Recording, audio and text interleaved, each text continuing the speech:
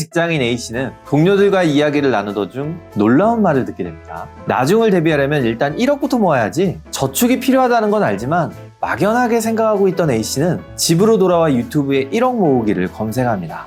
영상을 보고 1억부터 모으기로 결심한 A씨는 5년 안에 목표를 달성하기로 마음먹습니다. 처음에는 한 달에 170만 원씩만 모으면 돼 라고 생각하고 열심히 돈을 모았지만 한 달, 두 달, 시간이 흐르자 의욕이 떨어집니다. 몇 달이 지났는데도 통장에 모인 돈은 채 1,000만 원도 되지 않았거든요. 또 나날이 오르는 집값을 보니 1억을 열심히 모아봤자 제대로 된 집 전세금도 되지 않을 것 같습니다. 의욕이 완전히 떨어진 A씨는 결국 돈 모으기를 포기하고 유럽 여행을 갈 비행기 티켓을 끊어버립니다. 여기 또 다른 사람 B씨가 있습니다. 그는 1억을 모으는데 성공합니다. B씨는 주변 사람들에게 짠돌이라는 시선과 조롱을 받으며 7년이라는 시간 동안 돈을 꼬박 모았습니다. 마침내 모은 이 귀한 돈을 통해 그는 부자의 길에 한 걸음 더 나아갔다는 생각이 듭니다. 1억을 모으면 투자를 하려고 마음을 먹었기에 그는 온 정신을 집중하여 합리적인 의사결정을 내려 투자를 진행합니다. 그러나 누구도 예상치 못한 뜻밖의 경제 위기가 찾아오는데요. 그 귀한 1억, 원금도 제대로 돌려받지 못하고 투자에 실패하여 크게 낙담하고 맙니다. 여러분 안녕하세요. 보리아빠의 자기계발입니다. 오늘은 두 가지의 사례를 통해서 이야기를 시작해보았습니다. 좀 극단적인 이야기로 들릴 수 있지만 충분히 일어날 법하다는 생각 들지 않으시나요? 많은 분들이 1억 모으기가 목표인 것을 봅니다. 실제로 유튜브에 1억까지만 검색해도 1억 모으기가 검색어 자동 완성에 뜨는 것을 볼 수 있죠. 돈 모으는 거 정말 중요합니다. 저 역시 지난 영상에서 저축이 얼마나 중요한지 이야기 드리기도 했고요. 그래서 오늘 보리아빠가 들려드릴 이야기는 1억 모으기입니다. 다만 오늘 1억 모으기에 대한 방법을 이야기하기 전에 이 영상을 보시는 분들께 한 가지 질문을 먼저 드리고 싶습니다. 이와 관련된 내용을 들어보신 다음 뒤쪽에 나오는 1억 모으기에 대한 이야기를 보신다면 훨씬 더 많은 도움이 되실 거예요. 자, 질문 드립니다. 여러분은 왜 1억을 모아야 하나요? 이 질문에 대한 보리아빠의 생각을 좀 더 들려드리겠습니다. 나는 왜 1억을 모아야 할까? 이 질문은 본격적으로 돈을 모으기 전 여러분들이 먼저 고민해야 하는 정말 원천적인 질문이 아닐까 생각합니다. 한 불행한 남자의 이야기로 이 내용을 시작해볼까 합니다. 1931년 클래런스 휴스라는 사람이 있었습니다. 그는 입안에 통증을 느껴 치과를 찾아갑니다. 의사는 수술이 필요하다고 말했고 이에 따라 클래런스를 마취시킵니다.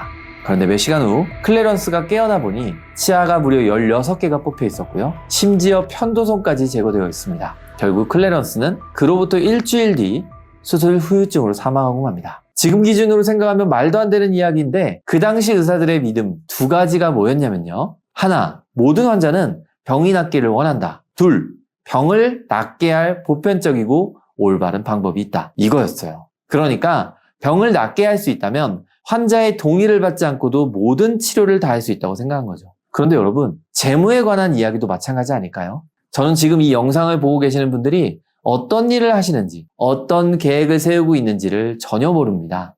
여러분이 혼자 사시는지, 아니면 가족과 함께 사시는지, 결혼을 하셨는지 안 했는지, 결혼을 했다면 아이를 낳았는지 아닌지, 은퇴 시점은 언제로 잡고 계시는지, 소득은 지금 어떤지, 제가 아무것도 모를 뿐더러 이런 개인적인 상황은 각자마다 다 다를 겁니다. 어떤 분은 혼자 사시면서 결혼 계획이 없고요. 모아놓은 돈이 꽤 있을 수도 있습니다.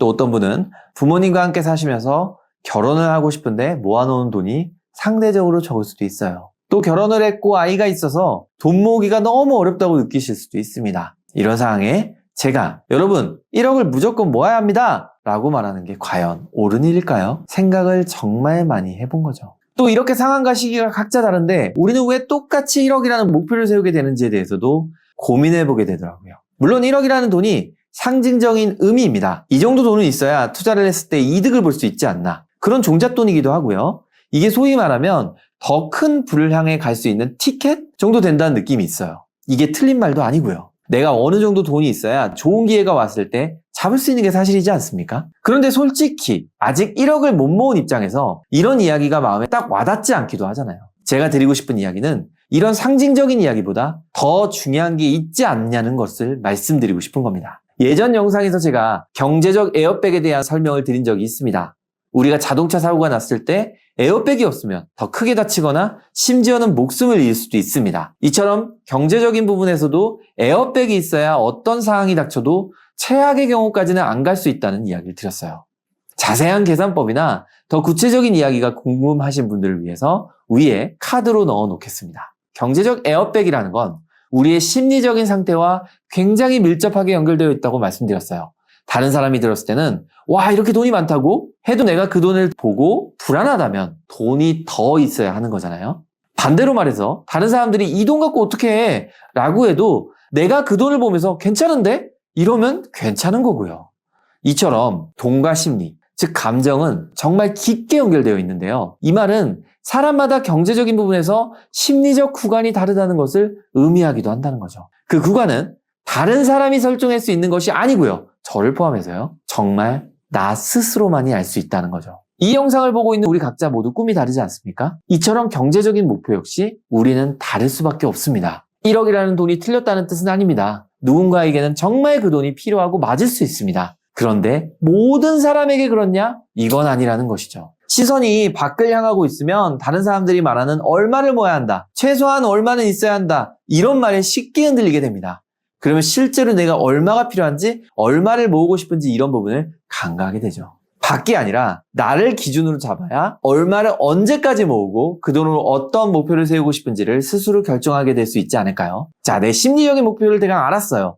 그럼 그 다음에는요. 네, 이제 모아야죠. 1억 혹은 지금 이 영상을 보시는 분들의 수많은 목표, 금액을 모으는 방법을 말씀드리겠습니다. 먼저 1,000만 원부터 모으면 됩니다. 뭐야, 이게 방법인가요? 이런 생각이 드실 거예요. 그런데 이게 정말 중요합니다. 우리는 무심코 큰 목표만 얻으려는 경향이 있습니다. 1억이면 1억, 5천이면 5천, 큰 덩어리를 보는 거죠. 예를 들어 5년 만에 1억을 모은다고 하면 1년에 2천만 원씩은 모아야겠죠. 그럼 월에 170만 원 가량을 모아야 합니다.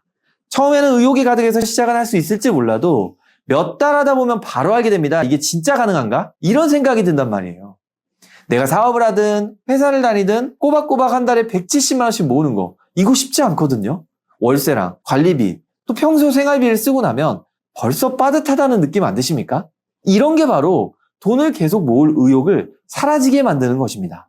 또는 반대로 이렇게 할 바에야 투자로 크게 한탕해서 돈을 벌어야겠다, 이런 쪽으로 가게 되는 이유가 되는 겁니다. 그게 아니에요. 1,000만 원. 1,000만 원이 아니어도 됩니다. 내가 목표한 금액의 10 혹은 20%를 먼저 짧은 시간 안에 모으는 것에 집중해보세요.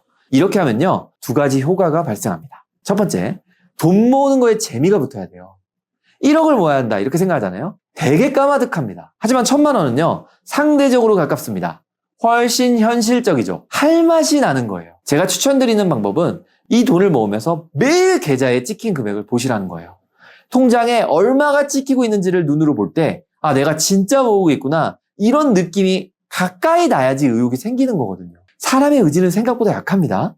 눈으로 보지 않으면 믿어지지가 않는 거거든요. 그리고 내가 일정 금액 돈을 모으게 되면 이 돈을 안 깨고 싶은 마음도 생겨요. 매일매일 돈을 보는데 돈을 깬다고 생각해보세요. 얼마나 힘들까요? 그럼 또 돈을 모으는 힘이 생기겠죠? 이렇게 돈을 끌어당기는 힘을 느끼는 게 굉장히 중요하다는 겁니다. 두 번째, 돈에 대한 통제력이 생깁니다. 내가 돈을 모아야 한다는 생각이 없을 때는 돈을 어떻게 쓰나요? 크게 의식하지 않고 돈을 쓰잖아요. 그런데 돈을 모아야겠다는 생각을 하면서 하나하나 이제 신경이 쓰이는 거예요. 예를 들어볼까요? 치약을 쓰는데도요, 치약을 다 쓰면 또 사야 되잖아요. 그러니까 다시 한번 보게 돼요. 물건을 아무 데나 놓게 되면 찾다가 사잖아요. 이제 다시 보죠. 외식 2번 할 거 1번 하게 되고요. 식사하러 가서도 처음부터 많이 시키는 게 아니에요. 무리하게 많은 음식 시키지 않죠. 가계부 적고 영수증 챙기기 시작합니다. 저 역시 이번에 지출 통제에 대해서 더 신경을 쓰면서 제가 어떤 돈을 쓰고 있는지 꼼꼼히 살펴봤거든요. 그런데 생각보다 더 많은 돈이 그냥 나가고 있다는 걸 발견했습니다. 별 생각 없이 구독했다가 해지 안 해놓은 서비스 있지 않나요? 그럼 보험도 있지 않을까요? 한 달에 10,000원이라고 하면 1년에 12만 원, 3년에 36만 원이 됩니다. 그리고 이런 게 한 개가 아니라 3개만 돼도 3년에 100만 원은 그냥 나가는 겁니다. 돈을 모아야겠다고 생각하면 이런 부분을 꼼꼼히 챙기게 됩니다. 이런 과정에 우리는 절제를 배우게 되는 거죠. 의식하지 않고 돈을 쓰던 습관에서 벗어나 스스로 통제하는 작은 습관, 이게 진짜 선물 같은 겁니다. 자, 나의 첫 번째 목표 금액, 여기서는 일단 1,000만 원이라고 할게요. 이 돈을 모았으면 그 다음에는 어떻게 해야 될까요? 여기서 경제적 에어백을 기준으로 두 가지를 나눠 생각해 볼 수 있는 겁니다. 만약 내 경제적 에어백이 500만 원이라고 하면요, 여러분은 경제적 에어백만큼의 돈을 빼고 나머지 돈으로 안정적인 투자를 해보시는 걸 권해드립니다. 예를 들어 ETF 같은 게 있겠죠. 주의해야 될 건 여기서 갑자기 리스크가 높은 투자, 코인, 개별주 투자 이런 걸 하게 되면요, 기존에 쌓아놨던 걸 한 번에 잃게 될 수 있어요. 그러니까 이 단계에서는 상대적으로 안정적인 투자를 통해서 돈을 지속적으로 만들어가는 걸 추천드리고 싶어요. 그런데 이런 분들 계시거든요. 내 경제적 에어백이 2천만 원이야. 만약 이런 분이 계신다면 내가 모은 돈이 아직 경제적 에어백을 못 채운 거죠. 아직 불안하다는 거예요. 그러면 경제적 에어백을 채우기 위해서 매일 통장을 보면서 돈을 계속해서 모아가시는 걸 추천드리겠습니다. 돈을 모으는 것만큼이나 중요한 게 있습니다. 이미 1억이 있다는 가정으로 투자를 공부해야 한다는 것입니다. 이런 말이 있거든요. 작은 돈은 사람을 부자로 만들고요. 큰 돈은 사람을 가난하게 만든다는 말입니다. 이게 무슨 말이냐고요? 작은 돈을 소중하게 여기는 습관이 부자를 만드는 거고요.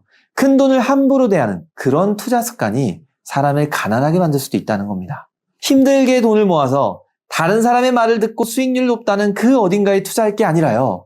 돈이 없고 돈을 모아갈 때부터 나에게 맞는 투자 방향이 이미 돈이 있다는 가정하에 꾸준히 투자에 대해서 공부를 해본다면 나중에 돈이 생겨도 그 돈을 잘 쓸 수 있지 않을까요? 사람들은 돈이 없어서 투자를 못하는 게 아니에요. 어디에 투자를 해야 될지를 모르기 때문에 투자를 못하는 것이란 걸 기억해 주셨으면 좋겠습니다. 오늘 보리아빠의 이야기를 정리해 보겠습니다. 1억에 꽂히지 마세요. 사람마다 원하는 액수가 다 다릅니다. 그 액수가 얼마인지는 각자마다 다릅니다. 그러기에 지금 나의 시기에 맞는 나의 적절한 액수를 스스로 결정하셔야 합니다. 그리고 목표를 달성하기 위해 내가 진짜로 움직인다면 그 금액이 나에게 적합한 금액이라고 볼 수 있습니다. 너무 높은 금액이라도 움직이지 않고요. 너무 적은 금액이라도 무시하게 됩니다. 1차 목표, 즉 1억이 모인다고 부자가 되는 건 아닙니다. 다만 여러분이 정한 그 액수에 맞추기 위해 했던 여러분들의 절제력은 남습니다. 그리고 그것이 여러분을 부자로 만들어줍니다. 돈을 모으는 과정에서 꾸준히 공부하고 나에게 맞는 투자 방향을 찾아보시길 바랍니다. 이 절제 속에서 차분하게 투자를 진행하는 것이 1억을 모으는 것보다 10배는 더 중요하다는 말씀을 마지막으로 말씀드리고 싶습니다. 오늘 영상 어떠셨나요? 영상이 여러분들에게 조금이나 도움이 되었다면 구독과 좋아요를 부탁드립니다. 이상 보리아빠였습니다. 감사합니다.